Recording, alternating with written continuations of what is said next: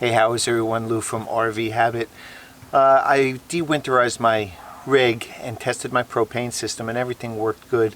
And as you know, of course we get a freeze warning. I go to check the heat and my propane stopped working. So the first thing I did was check the regulator. And when I took the regulator off of here, it was loaded with oil. I mean, literally I could pour the oil out of the regulator, and apparently that comes to overfilling these ASME tanks. And you know, it's kind of a problem because one of the places I get this filled, the guy doesn't know how to fill it. He does not use the overfill valve when he's filling it, and I tell him every time, but he insists on no. So anyway, I ordered a new regulator, and I went with where is it, an MB Sturgis. Now when you order these or you buy these, make sure they're compatible with your rig. You know, their regulators are different. They allow different BTUs per hour. So this one is 400,000 BTU hours.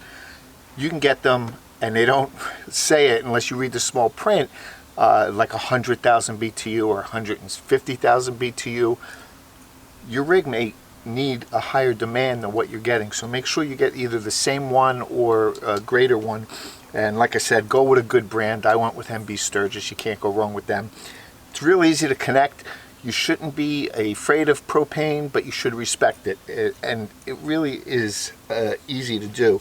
Now you can use, I'm going to use some pipe thread, and you got to get the yellow for propane. Make sure you get the right one. You can't use regular white pipe thread on this. And basically just going to thread this on and reconnect it to the tank. When you look at a regulator, there's a vent on it. The vent has to be pointing down. Okay, so when you buy this, you look at this, it'll say, they always look at it vertically, they'll say the vent has to be in the 9 o'clock position. If you have a travel trailer and you're mounting it this way, the vent has to be in the 6 o'clock position. But we're going to mount this horizontally, and the vent will be pointing down. And you really can't make a mistake because there's each end is a different size, so you can't put it in backwards. And there is also an arrow in the back. So the first thing I'm going to do is I'm going to tape this up. We'll put the regulator on. We'll do it all out here so I can work nice and easy, and then we'll connect it to the tank.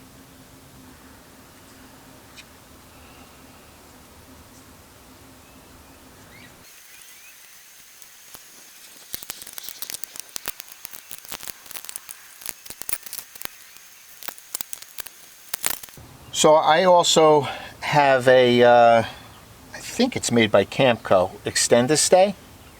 I did a video on this, oh God, 2-3 years ago. I'll leave a video, a link up above.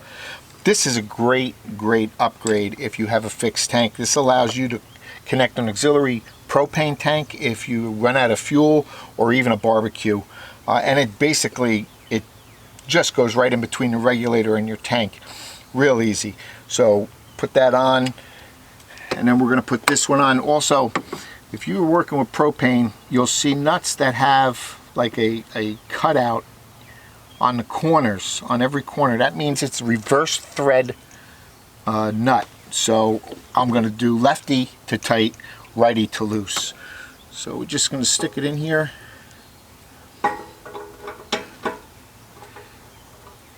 And again, it's backwards to tighten. And I'm just going to snug that up first. Then I'll get where I want my regulator. Can find the wrench for it. That's the one.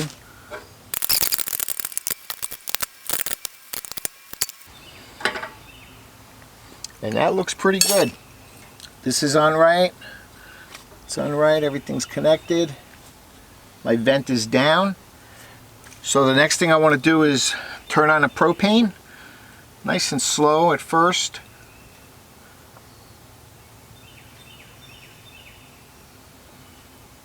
And you need to check for leaks. Now you can use just basically soapy water. I buy this Camco gas leak. I buy it only because I like to keep this bottle with me. I'm always checking for leaks. Every time I go out, I'll spray a little on this, on my connections, just to make sure nothing's moved. And basically, you're going to spray each connection And if you see it soap up or bubble, that means you got a leak.